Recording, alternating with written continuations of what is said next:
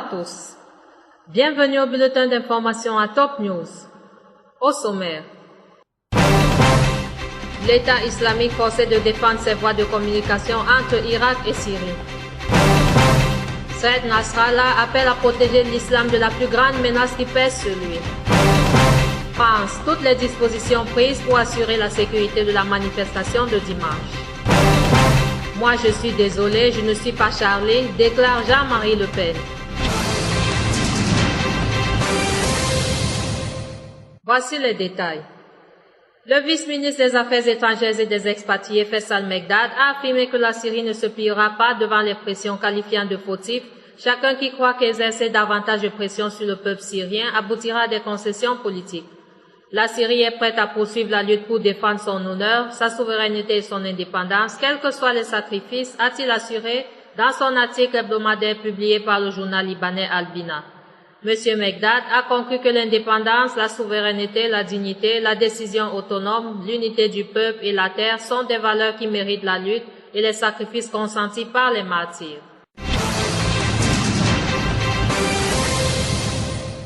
Le groupe État islamique est désormais obligé d'augmenter son effort pour défendre ses voies de communication principales entre l'Irak et la Syrie, a déclaré vendredi le porte-parole du Pentagone, le contre-amiral John Kirby.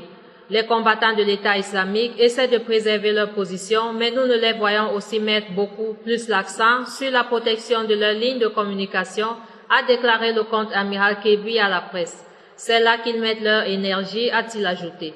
Après plus de 1700 frappes aériennes menées par la coalition contre l'État islamique, l'avance des djihadistes est restée contenue pour l'essentiel. Liban. À l'occasion de la commémoration de la naissance du prophète Mohammed, le secrétaire général du Hezbollah a en outre mis en garde contre le grand danger qui menace l'islam, à savoir les exactions des groupes terroristes tafiriques qui ont faussement brandi l'étendard de l'islam et du prophète Mohammed et qui portent atteinte à cette religion divine. Saïd Nasrallah a appelé la nation islamique à combattre l'esprit tafirique par tous les moyens disponibles, assurant que les dignitaires et les oulémas ont le devoir de protéger l'islam contre la dangereuse atteinte qu'il subit de nos jours. Selon lui, les Libanais sont capables de vaincre les tafiristes comme ils ont fait pour les Israéliens et pour tous ceux qui ont cherché à agresser le Liban. Il a assuré les Libanais quant à la faiblesse des terroristes d'envahir les régions frontalières comme ils menacent sans cesse, appelant les médias à ne pas jouer le jeu médiatique et psychologique des terroristes. 4 Bangladais sont morts étouffés dans une chambre surchauffée dans le secteur de Mras Raj, dans le Hakka, rapporte samedi l'Agence nationale d'information. Par ailleurs, l'épouse de l'adjudant Ibrahim Gued, otage des djihadistes, a mis au monde une petite fille prénommée Maria, rapporte toujours l'ANI. Ibrahim Gued, originaire de Tripoli, est menacé d'exécution par le groupe État islamique.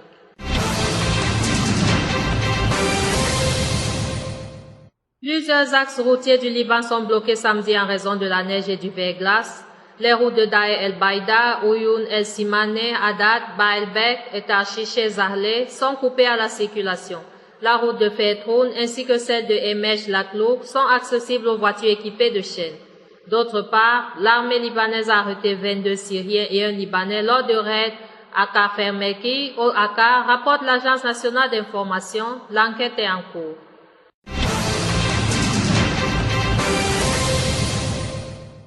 Les forces d'élite françaises ont abattu hier les 2 djihadistes accusés du massacre de Charlie Hebdo, ainsi que l'auteur d'une prise d'otage dans un supermarché juif à Paris, où les corps de 4 personnes ont été retrouvés à l'issue de l'assaut. En effet, peu avant 16 heures, les unités d'élite de la gendarmerie ont abattu au nord-est de Paris les djihadistes Saïd et Chérif Kouachi qui sortaient en leur tirant dessus de l'imprimerie où ils s'étaient retranchés avec un otage. Un membre des forces de l'ordre a été blessé dans l'opération, a-t-on appris de sources sécuritaires.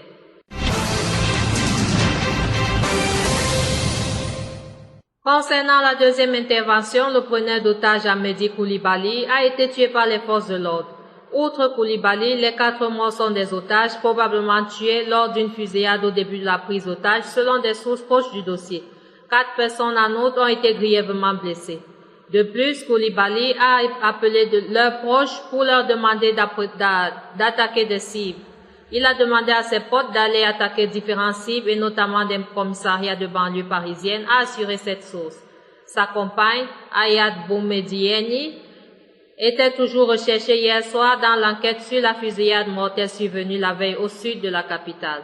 Ce dénouement met fin à 3 jours d'une vaste traque après l'attaque contre le siège de l'hebdomadaire satirique Charlie Hebdo mercredi à Paris, qui a fait 12 morts, dont 8 membres de l'équipe et 11 blessés.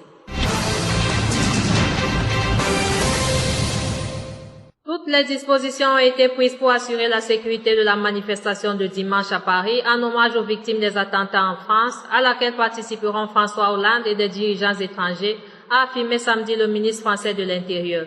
Toutes les mesures sont prises pour que cette manifestation puisse se dérouler dans le recueillement, le respect et la sécurité, a insisté Bernard Cazeneuve à l'issue d'une réunion de crise à l'Élysée. Plus d'1 million de personnes sont attendues à ce rassemblement destiné à réaffirmer la liberté et la démocratie face aux terroristes. D'autre part, M. Cazeneuve a annoncé samedi que le plan antiterroriste dans la région parisienne, élevé mercredi à son plus haut niveau, est maintenu pour les prochaines semaines et sera de même renforcé encore après les attaques de ces derniers jours. Enfin, désolé, je ne suis pas Charlie, a lancé samedi le fondateur du Front national de l'extrême droite Jean-Marie Le Pen, se démarquant du slogan qui s'est répandu depuis mercredi après la tuerie au siège de l'hebdomadaire satirique français 12 morts. Aujourd'hui, c'est nous sommes tous Charlie, je suis Charlie, eh bien moi je suis désolé, je ne suis pas Charlie. Je me sens touché par la mort de 12 compatriotes français, mais je ne vais pas moi me battre pour défendre l'esprit de Charlie, qui est un esprit arnaco-trotskistique, parfaitement dissolvant de la moralité politique, a déclaré le tribun d'extrême droite dans une vidéo publiée sur son site internet.